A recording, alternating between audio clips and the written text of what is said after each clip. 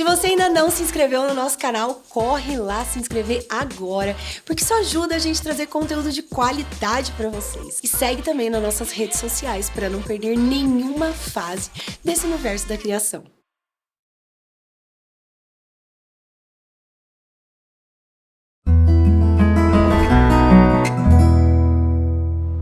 Olá, sejam muito bem-vindos ao podcast Mãe em Fases, um podcast voltado para você, mamãe, vovó, titia, Dinda Coruja, que quer saber e mergulhar muito mais nesse universo da criação.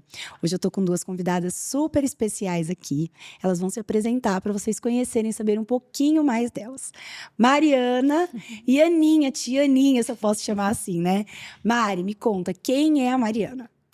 Eu sou a Mariana, sou pedagoga, tenho formação, uma especialização, né, em neuropsicopedagogia e agora estou finalizando o mestrado. Além dessa parte profissional, agora sou uma mãe de primeira viagem, Ai, que ansiosa e gostoso. com muita expectativa desse mundo novo que está por vir. Menino ou menina? É um menininho, Ah. vai se chamar João Pedro. E aí tô nessa fase, então tô nessa fase aí profissional e nessa fase materna agora. Mas sempre foi um sonho, eu sempre quis ser, então tô com muita expectativa aí para como vão ser os próximos anos da minha vida. Que legal, seja muito bem-vinda ao podcast. Obrigada. Aninha, me conta mais, quem é a tia Aninha? Eu sou a tia Aninha mesmo, é muito difícil separar, né? Por 30 anos fui a tia Aninha, então os pais me conhecem assim. Então, eu sou a tia Aninha. Sou pedagoga, psicopedagoga. Hoje eu tenho uma clínica, a Clínica AMA, e que dou toda a assistência às crianças, né? Também sou mãe de 2 filhos lindos, um menino de 22 anos e uma menina de 20. Gente, hoje a gente vai falar de um tema muito importante, que é o currículo inclusivo para crianças com transtorno de aprendizagem. O que fazer, como agir quando você descobre que seu filho tem transtorno de aprendizagem. E essas duas feras aqui vão me ensinar e trazer bastante conteúdo de qualidade pra gente. Vamos lá então, quero saber muita coisa de vocês, tirar muito conteúdo bom de vocês aí. Eu acho que a primeira coisa, a gente começar essa conversa, pra gente direcionar isso tudo, é saber o que é transtorno, o que é dificuldade, né?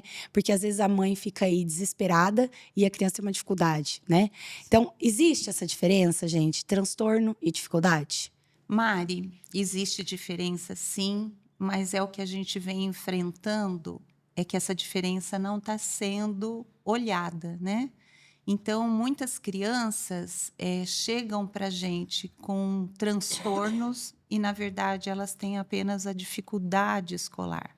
Então, é muito sério, né, um especialista laudar uma criança com transtorno, sendo que não fez uma checagem para ver se essa criança não tem realmente uma lacuna escolar. Então, a gente leva muito a sério isso, porque a gente precisa investigar essa criança. Se com alguns recursos essa criança já não consegue mostrar que ela não tem realmente o transtorno e sim era apenas uma dificuldade. Né, Mari? Sim, e essa dificuldade, ela pode ter N causas, N fatores, né? E ela pode ser momentânea, ou pode ser a um longo prazo, caso ela não seja sanada, né? Então, é diferente do transtorno que vem da caixinha aí do neurobiológico, né? Então, a parte da dificuldade, ela pode ser sanada com adaptação, com um olhar diferenciado. Se o profissional ou o professor tiver um olhar diferenciado perante aquela criança, essa dificuldade, ela é aos poucos sanada. Mas ela pode ter N causas também, né? Emocional, social, enfim. Às vezes uma separação dos pais pode causar uma dificuldade certeza. momentânea. Com certeza. Porque a escola, Mari, como o trabalho tá para o adulto, a escola tá para a criança. Então, qualquer problema que a criança tiver fora desse ambiente escolar, o resultado vai ser lá na escola, né? As dificuldades vão aparecer na escola. Então, é aí que as dificuldades aparecem, né? Mas tem essa diferença do transtorno, porque o transtorno está realmente em outra caixinha. É necessário uma avaliação, como a Nídia trouxe, restrita, elaborada, que leve um tempo, sabe? Uma experiência do profissional perante aquele assunto, para que, né, aos testes, enfim, o protocolo que você usar, se adeque àquela criança, né? E aí o resultado seja efetivo. Mas o que a gente tem visto muito são resultados, assim, a curto prazo, né? Sim. Sem levar em consideração o histórico escolar, por exemplo, né? Não deveria estar acontecendo isso. Então, e a gente tem visto, assim, a criança ser rotulada sem ao menos esse profissional ter um tempo anterior ao teste para conhecer a realidade dessa criança, o que essa criança pode estar. Às vezes até conversar com os pais também, né? Para ter um Com contato certeza. maior, né? Assim, não sei. Então, mas às certeza. vezes na anamnese, as perguntas são tão direcionadas que os pais vão dando indícios e pela uma anamnese sai já um laudo. E, na verdade, você tem que conhecer a criança, sabe? Pegar essa criança e ver o potencial que ela tem, as dificuldades que ela está apresentando e os motivos. Porque muitas vezes o laudo sai numa anamnese sem ao menos ter tido o contato com a criança. Sim. E essa anamnese que a Aninha trouxe é o quê? O primeiro atendimento que a gente tem com esse pai na clínica, por exemplo. Então, é quando a gente Primeiro é o recebe pai, esse depois é a pai. criança. Sim, é. Mas dependendo das perguntas que a gente faz para esse pai, esse roteiro que a gente tem, né? Pode já estar enviesado ali a ponto de, assim, os sintomas que eu trouxer, dependendo o que o pai me responder, no final eu já vou para uma caixinha, entendeu? E por que pra gente é importante falar disso? O laudo é muito importante para nós também. É muito importante, porque a gente valida, né, o que aquela criança tem. O que está acontecendo, que acho que a nossa reclamação aí, é que esse laudo está sendo feito da maneira errada, entendeu? Feito a curto prazo mesmo, sem muita validade, né? Sim. E aí a criança fica nesse limbo. E o pior de tudo é realmente para a criança e para o desenvolvimento dela. Ela fica nesse limbo, né? É uma dificuldade ou é um transtorno? Aí vai para o transtorno porque fechou um laudo no primeiro atendimento. Nossa, né? precoce, né? Bem precoce. E sem falar em como isso é levado para os pais também, né?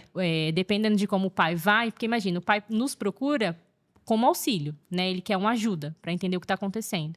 E aí a gente faz algumas perguntas, aponta alguma coisa, dependendo do que for. Quando eu trago para esse pai, eu não trouxe o auxílio que ele queria, né? Às vezes. Eu trago muito mais coisa. E aí ele sai de lá, ele pensou que ele iria lá para sair aliviado. Aliviado, ele sai mais angustiado, né? Exato. Então, tem que ter, assim, um bom senso de acolhimento a essa família.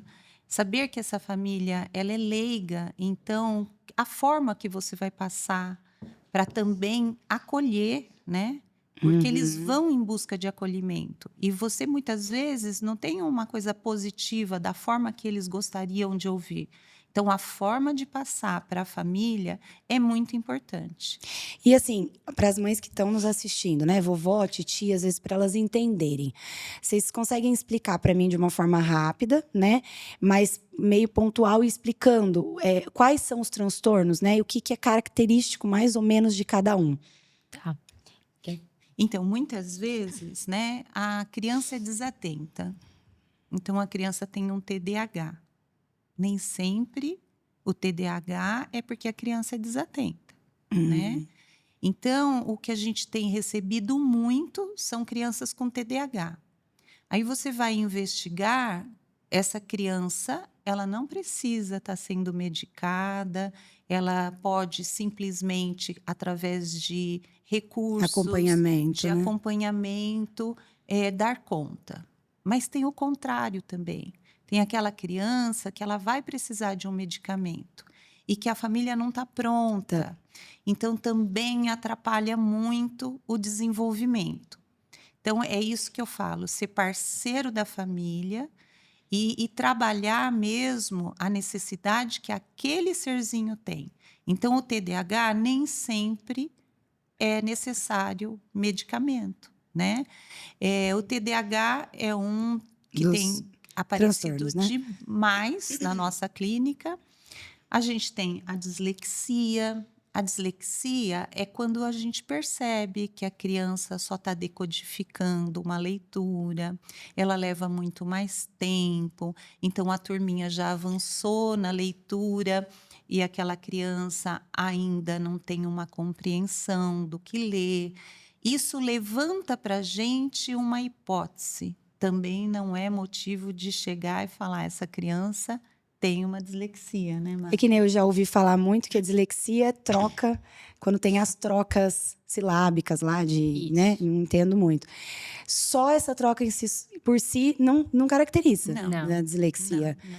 Porque essa troca, ela tem que desaparecer depois de um período. Se não desaparecer, mesmo assim, não quer dizer que é dislexia. Não, porque a gente precisa fazer treino com essa criança, né? Então, leva-se um tempo para que ela possa adquirir aquele conceito, aquele conteúdo todo das sílabas complexas, para ela ter um entendimento e aí sim ela vai conseguir fazer uma leitura mais fluente e não decodificada. E dentro de cada transtorno tem outras caixinhas também. Então, por exemplo, tem tipos de dislexia, né? Então, você tem a criança que decodifica, você tem a criança que não compreende o que está lendo. Você tem vários tipos. E aí, conforme você, através de uma avaliação então estruturada, consegue entender qual é esse tipo de dislexia, você consegue trazer estratégias para aquela criança especificamente. E aí você trabalhar só em cima daquilo. Trabalhando, né, fazendo os treinos, enfim, a criança vai desenvolvendo e vai melhorando esses erros, né? Mas assim, imagina, já são erros que já estão postos. Então, imagina que a gente vai na contramão. Porque a gente tem que ir tentando tirar, né, esses erros. A gente não volta lá do começo e alfabetiza novamente, porque a pessoa já está alfabetizada. Então, são erros que a gente tem que ir dando estratégias para mudar. Isso leva o tempo. Então, e muitas mães, quando recebem o diagnóstico de dislexia, Apavoram, né? apavora, porque coloca assim, ai, minha filha não vai ser capaz, né? E eu já vi casos de crianças chegando para mim, né? Se sentindo assim, eu não vou conseguir, eu não vou dar conta. E nós fizemos assim um trabalho em cima com essa criança. No final, ela acabou escrevendo um livro. Olha, Então, para ela, assim, foi muito rico chegar na escola, onde ela se sentia, né, incapaz, tendo o livro dela na biblioteca. Então, Nossa, a que gente legal. mostra para a criança que Aquilo não vai definir ela, não né? vai, Exato. nunca. Então, a gente tem que trabalhar com essa autoestima, porque a primeira coisa que acontece quando a gente dá um laudo é a autoestima da criança. Muito cuidado para falar, eu Muito, acho que, Muito né? cuidado. Muito. E até orientar os pais também como a falar. Porque às vezes o pai, no nervosismo, porque uma mãe que está assistindo a gente pode encarar, né? Um transtorno de aprendizado. Nossa, para criança burra, QI abaixo da média. Não tem nada a ver, né? Não. Pelo contrário, deve ser. Às vezes tem crianças que até o QI é mais acima, Exato. mas tem dificuldade pontual naquilo lá. Então, sabe, Mari, uma coisa que é muito simples para algumas pessoas é muito difícil para quem tem uma dificuldade. Sim. Coisas simples do dia a dia para aquela criança, para aquele jovem, para aquele adulto, é difícil. Eu tive agora, essa semana mesmo, né, uma adolescente que está na faculdade fez um relato que ela tem o TDAH. Um relato assim que para ela é tão difícil e para o outro era tão fácil que a autoestima dela foi lá embaixo. Ela precisou fazer uma atividade na faculdade que era atividade prática e ela tinha que estar com a calça apropriada, né, para fazer aquela atividade, e ela estava com uma calça jeans. Então ela falou para as amigas: alguém pode me emprestar uma calça? Uma amiga chegou e falou: olha, do mesmo jeito que eu tenho que pensar que hoje eu tenho que vir com a calça, você tem essa condição. Então, por que você não pensou? Eu vou te emprestar, mas você tem que estar com uma calça dentro do carro, achando que assim... Ela fez de propósito, né? Desleixo É um do desleixo. outro. É. E é uma dificuldade Humildade imensa para de compreensão mesmo, né? Então, a gente tem que tomar esse cuidado quando está fazendo uma tarefa com o filho. Ah, você é burro mesmo. Ai, como você é lento, né? Que para a gente é algo simples, mas para aquela criança não. Sim. Então, para resumir, né, voltando, os transtornos mais comuns, acho que é os que existem, né? Que seria o TDAH, é a dislexia. O TDA, que é o déficit de atenção. TDA. Só o TDAH, né, configura com o H da hiperatividade. Aí a gente tem um mais voltado para matemática chamado descalculia. E tem 2 específicos para as questões de escrita, um pouco mais desconhecidos, mas chamados disgrafia e disortografia. Todos Olha. são considerados transtornos da aprendizagem. E a gente Tem também outros tem também, a né? parte motora, né? Que tem fugiu agora o termo, a apraxia, né? Isso aí entra num No mundo. Mas né? assim, eu acho que a base seria mais esses mesmo, que são aquela dificuldade meio que pontual da criança. Exato. Em interpretação, em matemática, é aquilo que fica mais evidente, Isso. talvez, na escola, né? Que são chamados de transtornos da aprendizagem. Então, por exemplo, o TDAH, ele repercute para além da escola. Então, ele apresenta dificuldades na escola, mas a criança tem outras questões aí fora da escola, né? Mas a descalculia, a dislexia, a desortografia e a disgrafia são transtornos de aprendizagem, aparecem no ambiente escolar. E por São que os a mais gente comuns. escolheu esse nome currículo inclusivo, né? Porque hoje existem maneiras dessa criança se sentir bem, acolhida e que ela sentir que ela acompanha aquela escola, aquela metodologia, através de um currículo inclusivo, né? Sim. Então, eu queria que vocês me falassem assim, vocês são adeptas currículo inclusivo? Vocês acham que isso é benéfico?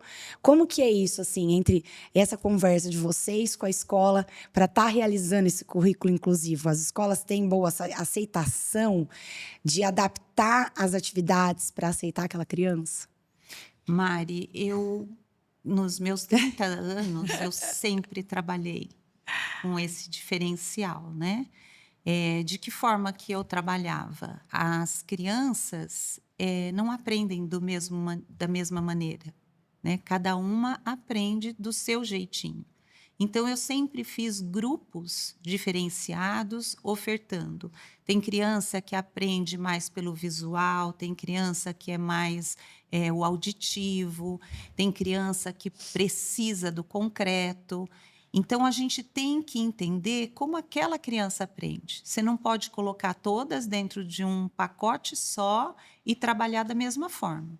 Então, isso você já está incluindo mesmo as crianças que não apresentam uma dificuldade, mas que apresentam uma forma de aprender, que é própria, única né? delas, Sim. né? Então, isso, desde sempre, deveria Existir. ser em todas as salas. Agora, o currículo inclusivo é uma necessidade. Mas e é um algo que é meio direito. idealizado, ainda não é uma coisa que vocês acham que é efetiva. Não, é porque por ser um direito, tem que acontecer. Então, as crianças estão na escola, os professores precisam estar capacitados para atender essas crianças. É direito, é lei, ponto. Isso não significa que isso é feito da melhor forma possível ou da forma que deveria ser feita. Então, isso que a Anny trouxe é um olhar diferenciado dela enquanto professora, né? De ter visto isso desde sempre e ter trabalhado isso desde sempre. Isso, às vezes, não acontece, né? E também não dá para colocar isso só na questão do professor. A escola precisa estar alinhada em relação a isso. Então, o professor precisa ter um suporte, né? A gestão, a coordenação precisa estar alinhada em relação a isso. Porque essas adaptações, Mari, não é que não tomam tempo, né? Ela toma Cuidados momentos, específicos também, né? Exato. De uma preparação de aula, da forma como eu coloco aquela atividade, da forma como eu exponho ou não essa outra criança, né? Essa criança que tem dificuldade perante a turma. Então, são vários olhares que você tem que ter ali perante aquela criança para que você consiga chegar, né, nesse currículo ideal, nesse currículo inclusivo. E outra coisa muito importante também, a gente sempre foca muito, quando a gente está falando sobre isso, nas dificuldades, né? Então, a gente fala muito sobre as dificuldades e é importante que a gente fale mesmo. Mas a gente também tem que olhar as potencialidades que essa criança tem.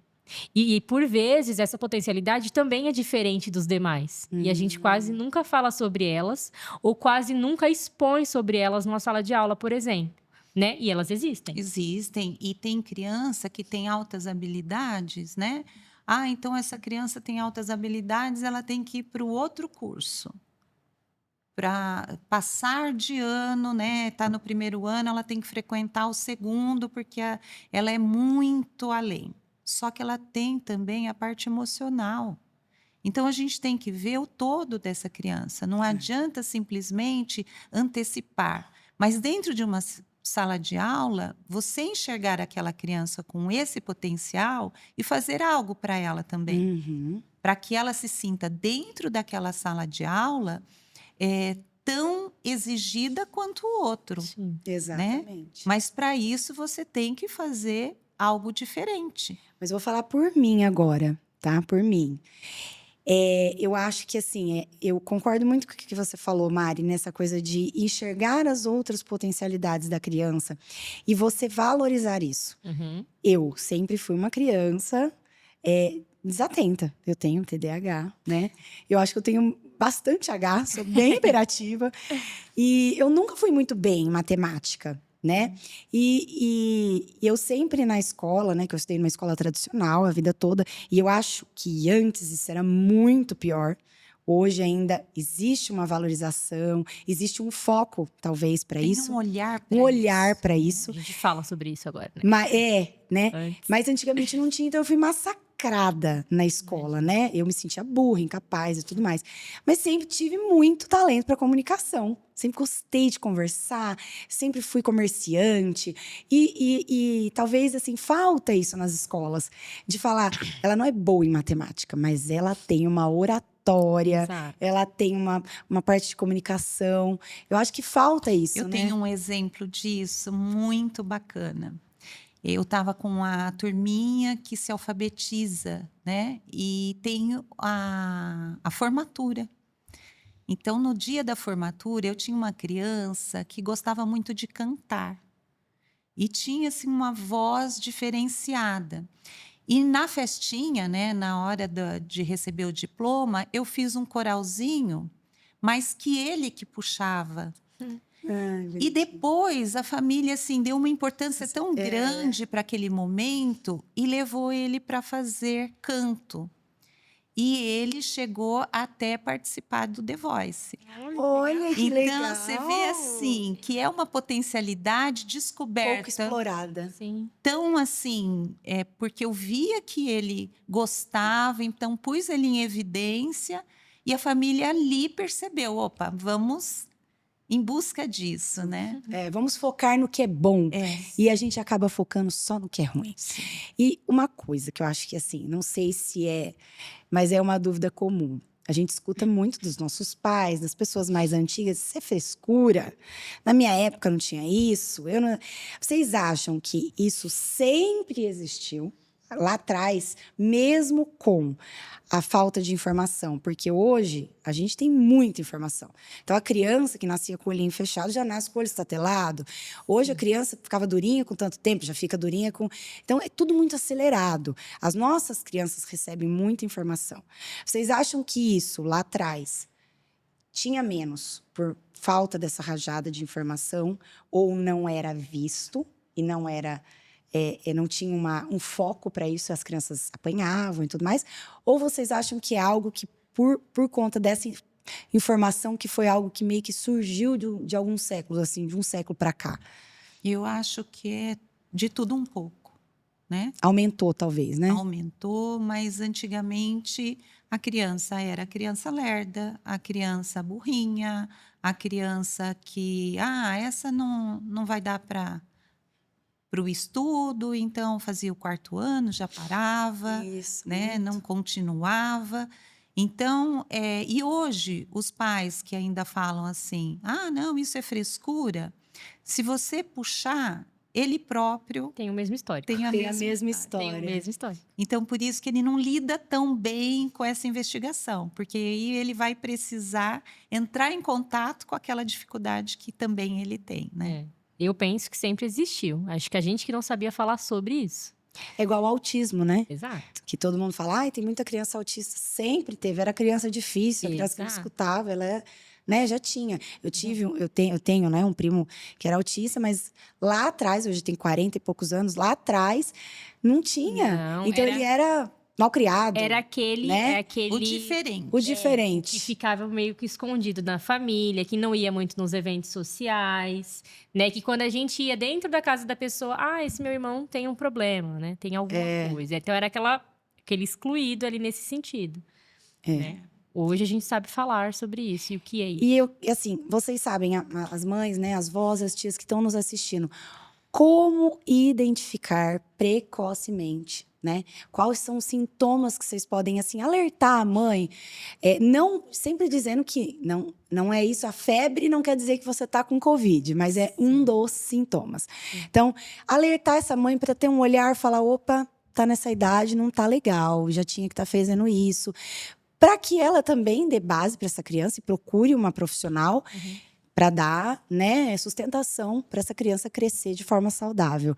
Tem sinais que a gente pode observar desde pequeno? Sim. Má, eu penso, e aí também me coloco até como, né, uma futura mãe, eu penso assim, todo mundo apresenta dificuldades ou questões durante a vida, né? Como que essa mãe consegue enxergar quando essa dificuldade começa a trazer um prejuízo? Então, vamos, por exemplo, que a Aninha trouxe da adolescente, né? Talvez isso não tenha acontecido só uma vez com ela. Talvez aconteceu 2 vezes, né? E na terceira, talvez ela já não assista mais essa aula, porque ela não leva essa calça apropriada, que ela deveria levar. Então, percebe que por conta dessa dificuldade, ela perde algo? Então, esse era o primeiro sinal de alerta que eu fico, né? É comum que as crianças tenham dificuldade, ou enfim, cada um tem sua personalidade. É importante levar em consideração a criação que cada família tem. Então, né, você cria sua filha de uma forma, a minha cria de outra, eu vou criar de uma, até pela nossa criação passada, como nós somos criados. Então, isso impacta também em quem essa criança é. Mas eu penso que, assim, a linha tênue há prejuízos? Né? Tem prejuízos, então ele deixou de fazer algo porque ainda não conseguiu fazer essa leitura. Ele passou por algum tipo de constrangimento na escola porque não conseguiu ler ou porque não conseguiu escrever. E aí a gente vai somando. Esse prejuízo é significativo? Preciso de uma ajuda profissional. Ele está, né, sofrendo bullying, que hoje a gente ouve falar muito. Por que está sofrendo bullying? Então, eu tenho que ver a causa.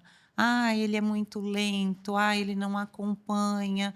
Então, isso já está trazendo um prejuízo. Então, é um alerta que eu tenho que ter, né? Aquela criança que é muito lenta nos cálculos, já é um alerta.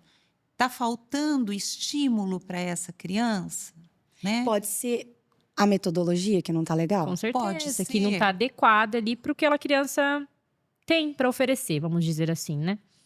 E tudo isso é um alerta, então, se a metodologia para minha filha não está sendo adequada, ou eu busco, então, paralelo à escola, alguma coisa que vai ajudar ela a conseguir chegar aonde é necessário, ou eu vou precisar também tirar ela dessa escola, porque essa metodologia para ela não deu. Isso não quer dizer que a metodologia é boa ou ruim. Ou ruim, ela não aquele é caso. adequada naquele caso, né? E aí cabe aos pais ter discernimento em relação a isso e entender, então, como é que funciona essa metodologia. Essas adaptações, né? Como que elas são feitas? Uma criança, por exemplo, que tem dislexia ou TDAH. Como que é? O que é essas adaptações para a mãe que está em casa entender? Existe um professor acompanhando ela? Alguém que vai ler a prova para ela? Como que é feita essas adaptações? Então, por que existe adaptação? É para deixar a criança com autonomia, tá? Com autonomia, a criança conseguir sozinha executar o que as outras estão executando. Então, o olhar nessa adaptação é saber como eu vou conseguir que aquela criança tenha essa autonomia. Então, a criança está com dificuldade ainda na leitura. Eu vou precisar ou fazer uma checagem oral, que ela vai me responder para eu ver se ela tem o conteúdo adquirido. Então, eu vou perceber que o problema dela só está na leitura e não que ela não adquiriu o conteúdo. Então, eu vou precisar de estratégia do professor estar lendo a prova até que ela adquira. Agora, essa Mas criança isso pode ser passageiro, então? pode ser passageiro. Mesmo sendo um transtorno. Mesmo sendo. É porque muda a demanda. Então, principalmente quando ela é trabalhada. Então, a demanda dessa criança que tem dislexia nesse momento é a falta de compreensão no texto. Aí a gente começa... Então, quem tem ali o atendimento fora, começa a trabalhar alguns textos com ela. Então, ela vai fazendo uma leitura melhor, uma compreensão melhor, a gente vai colocando mais atividades. Quando ela volta, essa demanda está um pouco mais sanada. E aparece outra demanda. Aí a adaptação não é a mesma. Agora a adaptação precisa ser outra coisa, porque agora ela apresenta outra demanda. E talvez até um momento que ela não apresente nenhuma demanda significativa a ponto dela precisar de um profissional para fazer, por um período, um atendimento. Entendi. Então, essa demanda vai mudando, né? E assim, de tudo isso, o que vocês acham, assim, acho que assim, não dá nem para falar que é um triângulo, criança, fono, escola, porque acho que envolve muitos profissionais, né? Às vezes, em cada caso Quanto específico. mais. Mas nesse contexto, o que vocês consideram, assim, mais desafiador? É os pais? É lidar com os pais, é o diagnóstico, é tentar a adaptação com a escola, é a comunicação com outros profissionais para falar a mesma língua. O que vocês acham que é mais desafiador nesse processo da criança? Ai, eu acho... É tudo. É tudo. É tudo. É sentar tudo, todo porque- mundo e falar, escuta aqui. Né? Muitas vezes a gente forma esses grupos mesmo, né? De profissionais, a gente monta grupo no WhatsApp para fazer essa troca, para a gente conseguir alinhar. Isso. Só que tem momento que a gente não consegue esses profissionais também alinhados, né? A escola alinhada. Eu acho os profissionais difíceis. E me incluo neles também. Por quê, né? Cada um tá dentro do Opinião seu de um, às vezes, espaço. não é a mesma. Cada um trabalha em um formato. Então, quando não é uma equipe que trabalha junto, né? Até a gente conseguir marcar uma reunião, que a gente consiga contemplar todo mundo e colocar uma mãe na reunião, a mãe na reunião, é muito difícil, né? E falar a mesma língua, as pessoas estarem dispostas também a fazer o mesmo trabalho e no mesmo, né, na mesma linha. Só que isso era o que deveria ser feito, porque imagina, é a mesma criança que a gente atende, né? Então, e assim, o que eu, enquanto psicopedagoga, faço, a físio não faz. Ou então não deveria fazer. A TO não faz, a fono não faz. E eu também não faço o que a fono deveria fazer, né? Então, se a gente estivesse alinhada no mesmo discurso e no mesmo propósito, essa criança com certeza desenvolveria mais. A família, eu acho que está bem lá no comecinho da nossa conversa. Quando lá, no nosso espaço, ela é acolhida, a gente ganha, assim, sei lá, 100 pontos com ela de confiança em relação ao nosso trabalho. Então, eu não acho que a família seja um problema para nós tão grande, porque a gente aprende a lidar. Então, a gente vai conversando, a gente vai explicando. Tem mães, por exemplo, que, por exemplo, já pediu para assistir os atendimentos, né? E aí eu permiti. Falei, tudo bem, era atendimento online, permiti. E aí, no final do atendimento, ela me perguntava, então, Mari, por que você fez isso, isso, isso e isso? Aí eu explicava, isso aqui eu fiz por causa disso, isso aqui por causa disso, isso aqui por causa disso. Mas em todo atendimento, são uns 3 atendimentos ela me perguntando. No último, desse último do terceiro, eu falei, o próximo atendimento vai ser com você. Aí ela falou, comigo? Eu falei, Você precisa mais que a criança. Com você. E aí marquei. Aí eu dei uma aula de pedagogia para ela. Por quê? Ela queria saber aonde eu queria chegar, mas ela não tinha atributos para isso, porque ela não tinha formação, não conseguia entender. E eu não queria bater de frente com ela. Porque eu poderia levar assim, ela tá me cobrando. Ela tá me cobrando. Ela quer ver o que eu tô fazendo. Ela tá... Não, ela precisa confiar em mim. Porque se um dia ela não deixar esse atendimento acontecer só eu e a criança, por exemplo... É a criança que vai ter prejuízo. É a criança. E aí meu trabalho também vai por água abaixo. E aí expliquei tudo pra ela, explicou. A hora que terminou, ela quase me pediu desculpa. Assim, entre aspas, de ter desconfiado. E não era, não sei se era uma desconfiança ou não. É uma insegurança. Mas Exato. assim, num contexto assim, que eu acho que as mães também têm que ter muito cuidado, né? Como é um tema que a gente fala e às vezes a mãe pode falar assim, nossa, meu filho tá demorando para falar, ele tá demorando para ler, já acha que é alguma coisa, né? E vou novamente falar da minha realidade, né? A Aninha acompanhou minha filha há muitos anos, a minha filha mais velha. E eu sempre fui chamada na escola que ela é eu, né? Então, ela não é atenta, ela é não sei o quê. Então, assim, todos os transtornos me taxaram. A escola me taxou. É descalculia, é descalquê, é nananã. E, no fundo, ela tem uma grande uma ansiedade, assim, mais forte. Acho que muito mais do que TDAH, do que tudo. Aí, o que eu queria saber de vocês? Eu acho que é muito difícil separar esse modismo, né? Que tá vindo de diagnóstico, né? Muito, Ele é autista, ele é TDAH. muito. Então, assim, como acalmar essa mãe de falar, pera, Lembrando quem é o filho dela. Então, a gente estava Né? falando também das escolas, né? A escola, ela só pode fazer algo pela criança se ela tiver um laudo. Se não tiver, ela não pode fazer nada pela criança. Então, é isso que a gente escuta. Para que seja feito algo pela criança, eles estão dando laudo e a criança está tendo esse rótulo, né? Mas, ao mesmo tempo, a criança não precisa ter um diagnóstico, né? Para que você faça algo pela criança. Mas a escola esbarra o quê? Nas leis, né? Então, a gente entende também. Porque tem lei para poder ter alguém para acompanhar quando necessário. Tem lei para ter uma adaptação quando necessário. Então, a escola está pautada nas leis, amarrada nas leis, e a gente fica nesse meio caminho, e essa mãe, então, também se desespera, né? Não estão fazendo nada pelo meu filho, vai atrás de diagnóstico. eu acho que é isso. E aí vem... É a mãe ver qualquer dificuldade, qualquer atraso, ela fica meio que na busca de um diagnóstico. Eu quero descobrir o que ele tem. O que ele tem, e às vezes não é nada, às vezes é isso, algo temporário.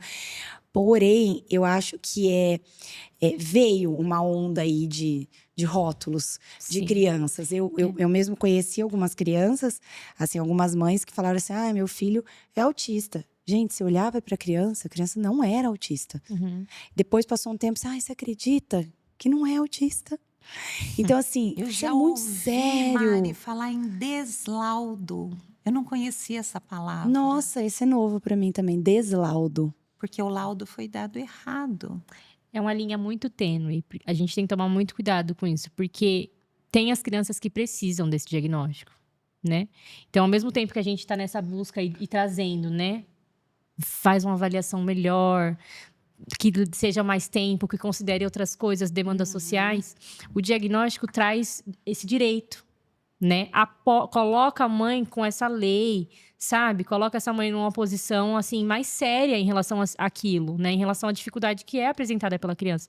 Então, é uma linha tênue e que fica... tomar cuidado, né? Tem que tomar muito cuidado, Mari. Muito cuidado. Assim, procurar os profissionais ideais para aquilo, né? Com a formação certa, coerente, de preferência com experiência, de preferência espaços, né? Com equipe, né? Que tenha outros olhares, que não seja enviesada, sabe? Equipe de profissionais diferentes mesmo, porque a gente se conversa, né? Então, quando a gente vai conversar com uma TO, ela traz coisas que eu não observo, por exemplo.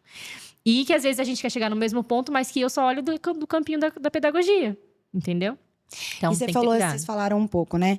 Então, tô em casa, percebi que meu filho tem uma dificuldade, que ele tem. O que eu faço? Quem que eu procuro? Quem que eu procuro primeiro? Vou atrás de uma psicóloga, uma TO, uma psicopedagoga, vou para a escola conversar. O que vocês orientariam essa mãe a fazer? Buscar que profissional primeiro, assim? Geralmente, o histórico é elas irem atrás do pediatra. Ou, né? Então, ou pediatra ou marcar um neuro. Um neuropediatra também é muito interessante, porque às vezes a mãe pensa que precisa passar por um pediatra para chegar no neuro. E não, você consegue marcar uma consulta no neuropediatra direto. E na escola eu acho muito interessante, porque é aquilo que eu falei também no início, a escola tá para criança como o trabalho tá para gente. Então, se tiver alguma dificuldade, provavelmente a professora já vai perceber algo, né? Já vai levantar essa hipótese, né, de busca para avaliações. Mas é importante também que a mãe tenha um pouco de conhecimento, e aí, um pouco não, mas assim, saiba buscar, né? Por exemplo, no caso da internet. quais são essas dificuldades. Então, pode até pesquisar. É que tem que ter cuidado. Mas pode pesquisar. Porque aparece lá, né? Só para entender que área queria. Então, é uma questão na fala, é ideal que eu procure um fonoaudiólogo. É uma questão estritamente pedagógica, o ideal é que eu vá para uma psicopedagoga. É uma questão emocional? O ideal é que primeiro eu vá num psicólogo. É uma questão física, motora, né? De dificuldade nas atividades diárias. O ideal é que eu vá procurar uma terapeuta ocupacional. Então, cada um está dentro de uma especialidade ali, né? E aí, pesquisando um pouquinho, ela consegue chegar. Mas eu acho que eu iria ir na escola. E muitas vezes, né? Quando chega para a gente e que a gente vê uma necessidade de passar por um neuro, já é um caminho diferente, porque a gente já fez uma avaliação e a neuro já está com esse caminho andado.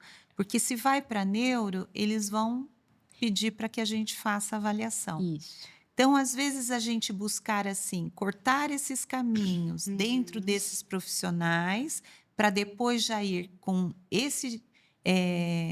essa avaliação caminhando, né?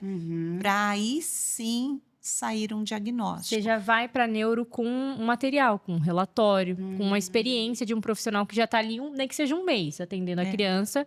Então, você já tem mais coisas para trazer para ele. Você tem a demanda enquanto mãe, que é importante ser ouvida e validada, porque o olhar, né, da mãe ali é crucial. E essa avaliação, esse trabalho que já está sendo feito com um profissional. E eu queria saber, assim, vocês não precisam, né, compartilhar nome, nem se é menino ou menina, mas assim, se vocês tiveram ou têm algum caso de sucesso até lá na clínica de vocês, de crianças, e contar um pouquinho a história de como foi antes e o depois, né, de ter adaptado esse currículo inclusivo na vida da criança. O que a criança chegou de um jeito, entrou para um currículo inclusivo e ela saiu de outro jeito, com outros benefícios. Vocês têm casos assim, lá na clínica, desse que a escola está lá e aceitou esse currículo inclusivo e a coisa tem se beneficiado? Graças a Deus, sim, né? Sucessos a gente teve. Nós tivemos, graças a Deus, vários sucessos, né? Nós tivemos um que a criança tinha um transtorno de linguagem, né? Então, a criança não conseguia interpretar texto nenhum. E nós fomos até a escola e fizemos um trabalho em conjunto.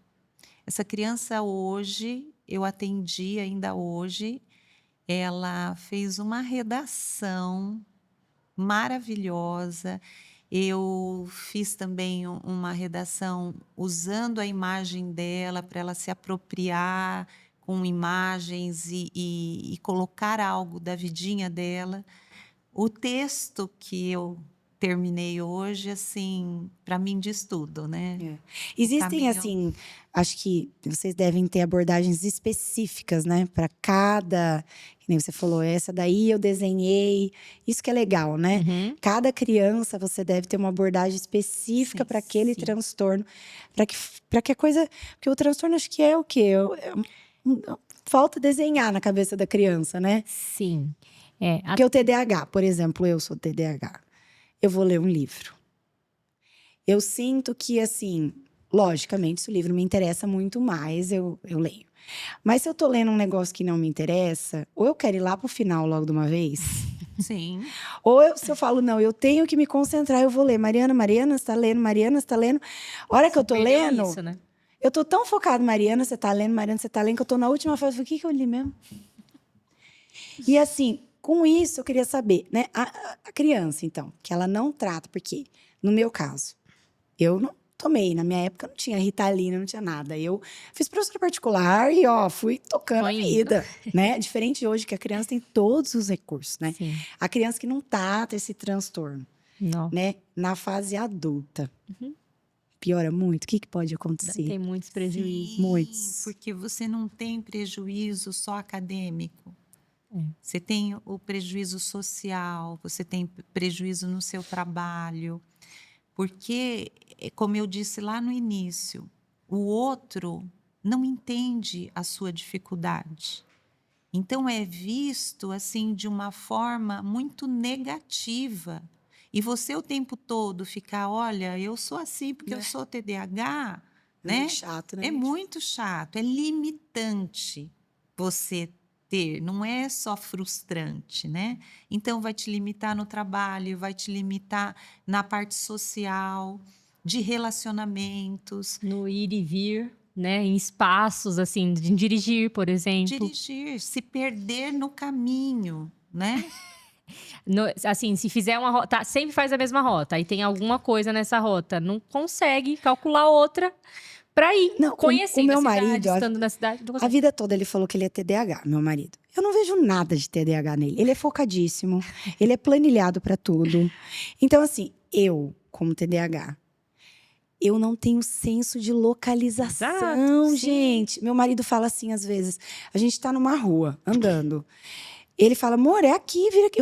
Eu tô indo reto, assim, gente. Eu vou virar lá onde Deus falar pra eu virar.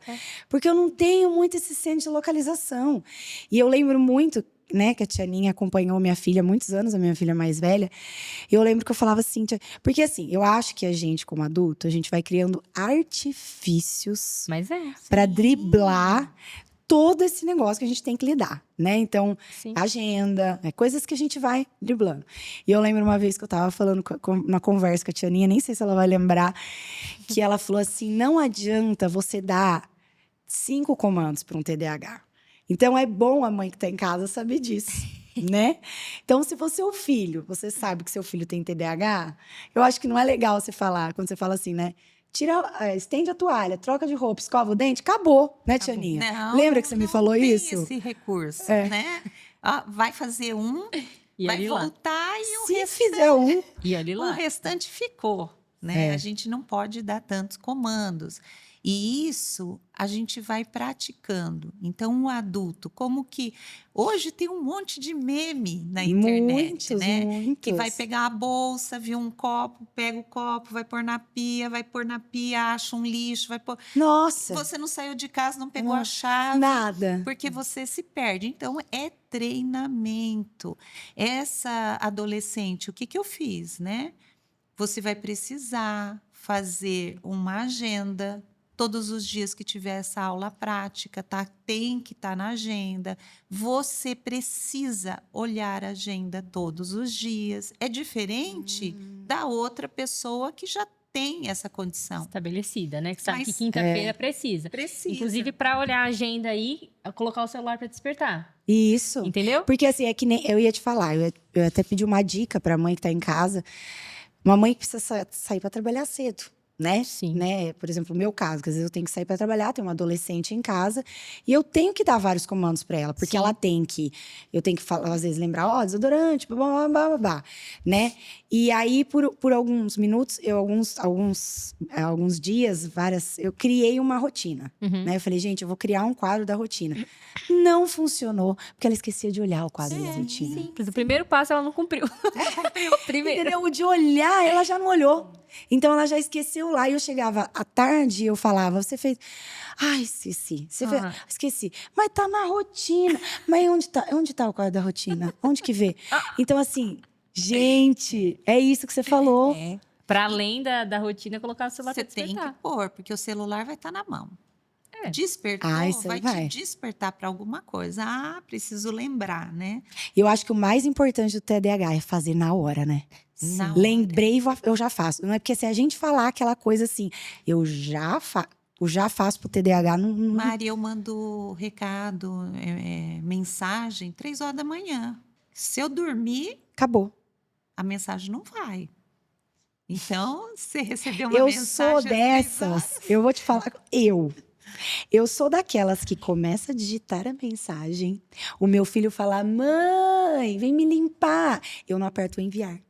E Aí fica. foi com Deus. Aí a pessoa fala assim: Mara, eu mandei a mensagem pra você, mas eu só esqueci de apertar o enviar. Entendeu? Porque eu fui lá, voltei, não tinha mais. Não finaliza, entendeu? né? Não finaliza. E assim, de tudo isso, vocês acham que os pais, eles têm um pouco de vergonha ou de medo de aceitar que essa criança tem esse transtorno?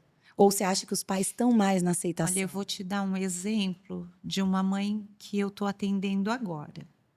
A criança, ela precisa muito ser diagnosticada. porque ela precisa ser medicada. Essa criança necessita.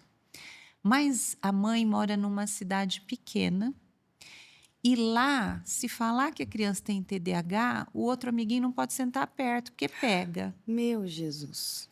Então, ela não aceita de jeito nenhum a possibilidade de eu comentar que ela precisa de uma avaliação para a gente poder.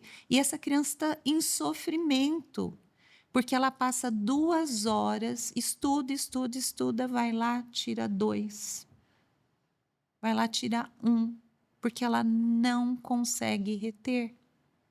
Então, ela tem força de vontade, ela tem tudo, mas aí a gente vê o prejuízo. Aí a questão assim, ela está em desvantagem. Ela precisa do medicamento. Isso não é que eu seja a favor do medicamento, eu sou a favor de quando ele é necessário. Agora, essa mãe, ela não vai entrar em contato com isso por conta de uma sociedade. Mas você encara que como uma vergonha ou Sim, para a sociedade local dela é vergonhoso. E porque também não tem clareza, né, Má?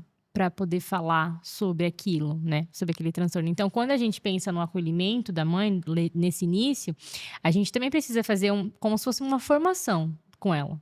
Então, ó, esse sintoma que ela tem é por conta disso e disso. Isso acontece por conta disso e disso. E aí você vai explicando e vai munindo ela de informação. Até que um dia ela rompa com essa questão da sociedade, né? Para conseguir dizer, então, quem é o filho dela com tranquilidade, porque não é vergonha, entendeu? Não deveria haver uma discriminação quanto a isso, né? E isso tá para além da escola. A gente tem que falar sobre isso enquanto sociedade mesmo. Então, né? olha só, na era que nós estamos, né?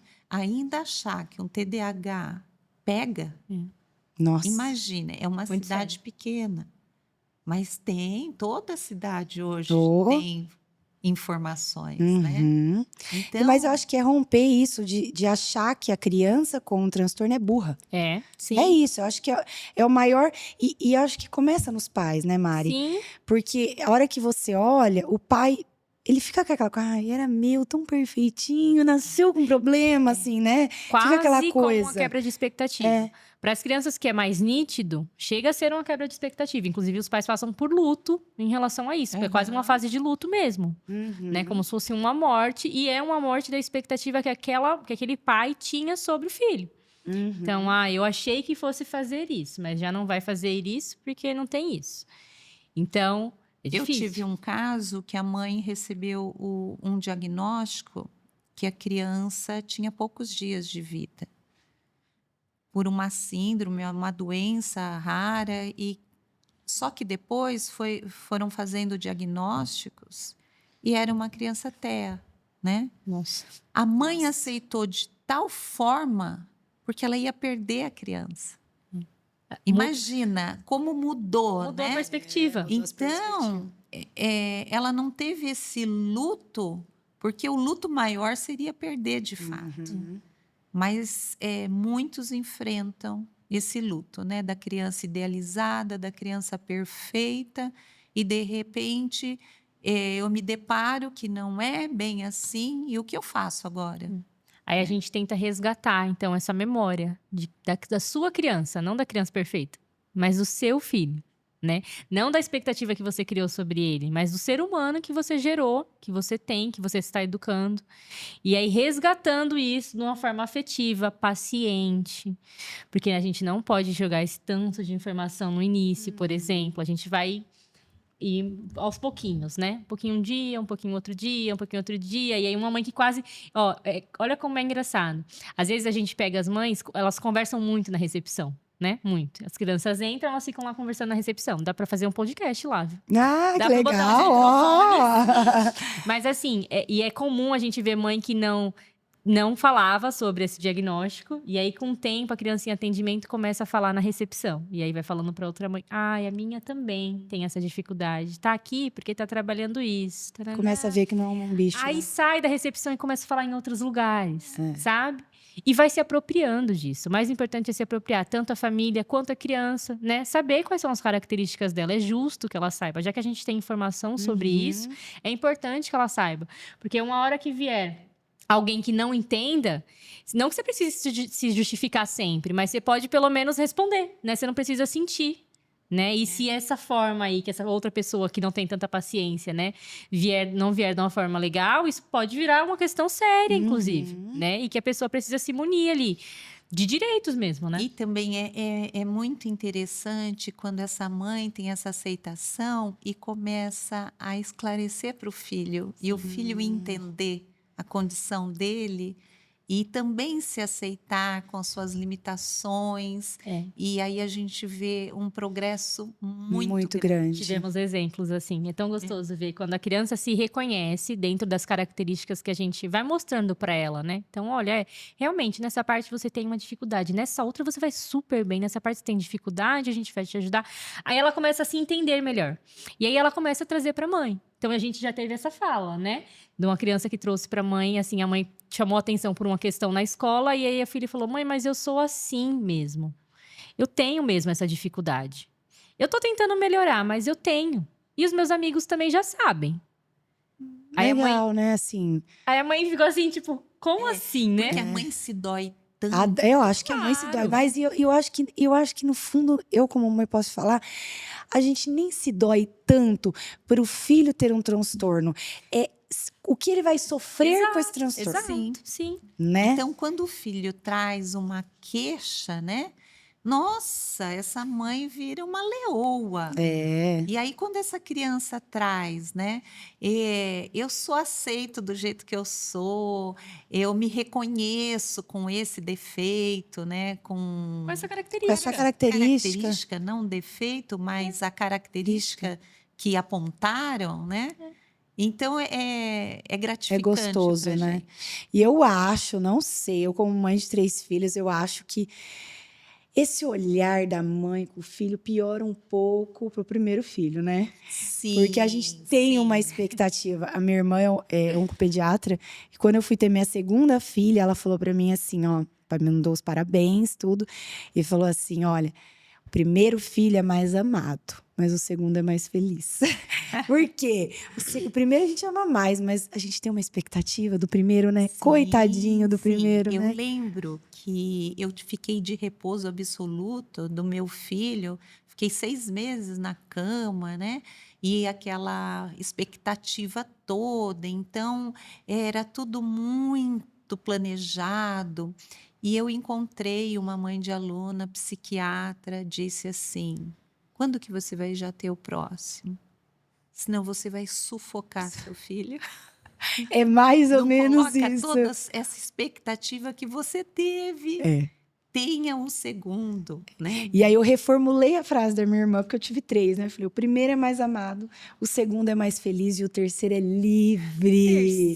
O terceiro, ele pode ir assim, ó, vim que tá tudo certo, filho, a gente te aceita. Foi maravilhoso ter vocês duas aqui. E eu queria, assim, pra gente finalizar a nossa entrevista, que vocês pudessem dar um recado para aquela mamãe que tá assistindo, se vocês quiserem olhar para aquela câmera e falar que não é um bicho de 7 cabeças, se elas reconheceram, qual o recado? Se a mamãe estivesse te assistindo ali, ó, atrás da câmera, que recado vocês dariam para elas, né? Para essa mamãe que tá aflita ou recebeu um diagnóstico agora, né? Como orientar essa mãe? Posso dar? Quer falar uma? Depois você pode falar outra? Eu acho que o meu recado seria assim: vocês, enquanto mães, né, são o eixo principal aí de criação dessa criança. Então, o que vocês têm, o que vocês percebem, o que vocês têm para falar, o que vocês conseguem observar é algo muito rico. Então, não deixem que nenhum profissional, por mais capacitado que seja, invalide isso, né? Porque é aquele instinto materno, de certa forma. Não que vocês precisem procurar alguém para escutar o que vocês querem ouvir, mas procurem pessoas que validem o que vocês estão trazendo e, a partir disso, então, através de um profissional aí capacitado, vocês consigam respostas para aquelas dúvidas que vocês ainda têm, né? E não conseguiram sanar.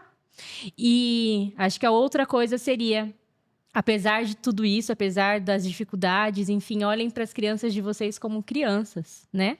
como ser humano. Não perca esse feeling de olhar só com a dificuldade, de olhar só com o prejuízo e esqueçam quem é aquele ser. Acho que é o meu recado. E você, Tianinha? O meu recado é que ame seu filho, né? Da melhor maneira possível. Dê para ele toda a confiança, toda a autoestima, que é isso que hoje a gente precisa, que a criança acredite nela, no potencial dela. Olhe sim as dificuldades, encaminhe. Tem muitos profissionais que vão poder estar ajudando, mas o amor que vocês possam dar aos filhos, esse é o essencial, né? Gente, foi tão gostoso ter vocês aqui. Vocês sabem que vocês moram aqui, ó, no meu coração para sempre. Muito obrigada pela participação. Eu queria só finalizar, falar rapidinho a rede social de vocês. Caso a mamãe fala, gostei dela, para poder seguir a da clínica de vocês. Pode passar. O do Ama, então tá ama.instituto terapêutico. O meu é pessoal. Ama de amar mesmo, viu, Ama gente? de amar, A-M-A. O meu é pessoal, mas vocês encontram lá no do Ama também. Vai aparecer umas fotinhas, às vezes tem umas marcações. Às vezes O meu também, né? o pessoal, eu pouco coloco. É mais o da clínica, Mas né? o da clínica, a gente deixa ele bem recheadinho. Sim. Então é ama. Instituto terapêutico. Gente, foi uma delícia ter essas queridas aqui. Se você gostou desse conteúdo, envia para aquela mamãe que está aflita, que está precisando de uma orientação, ou às vezes uma titia, a vovó, para entender melhor isso tudo que você tem passado aí na sua casa. Envia bastante conteúdo aí, comenta, compartilha, interage com a gente. E se você tiver algum tema importante, manda para a gente aqui no direct, que a gente pode abordar ele nos nossos podcasts, tá bom? Um beijo, até o próximo podcast Mãe em Fases.